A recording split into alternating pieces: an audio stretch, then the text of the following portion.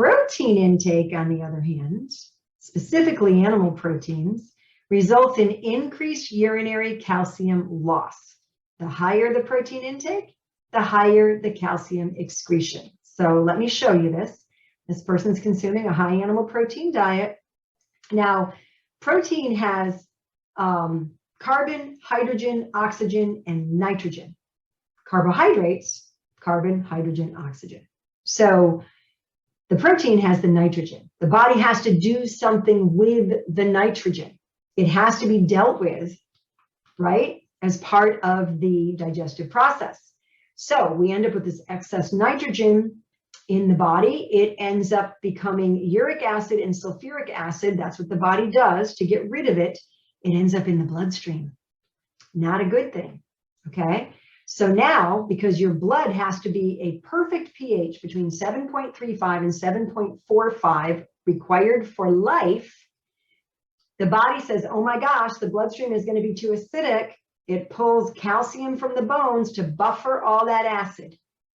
So now we've got all this calcium lost from the bones, ends up in the kidneys as kidney stones, ends up in the urine, and you're literally peeing your bones down the toilet. This is what's happening with a high acid load diet, okay? This acid alkaline balance, like I said, the blood pH has to be here. It has to be tightly controlled because even tiny little fluctuations will cause severe adverse life events. You can have convulsions, you can die. So that has to be maintained, okay?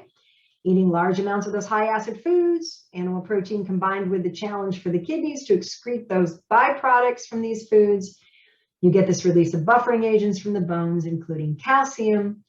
Dairy products are very acid forming, and hard cheeses are the most acidic of all foods. The body will always maintain blood pH in range. Alkalizing minerals from the bones are used. And lots of studies support this. According to the National Academy of Sciences, 1 gram of protein increases calcium excretion by 1 to 1.5 milligrams. A 4-ounce serving of meat has 20 grams of protein, which results in 30 milligrams of calcium loss. Not a good thing, right? Reducing animal protein results in reduced calcium excretion. 14 out of 18 published studies, which means over 77% of the published studies, support low acid eating as a means to preserve bones or improve bone health. Now, this means 4 out of 18 say something different. Now, you're always going to find a study that will support your opinion, but I think almost 78% kind of wins over less than 23%.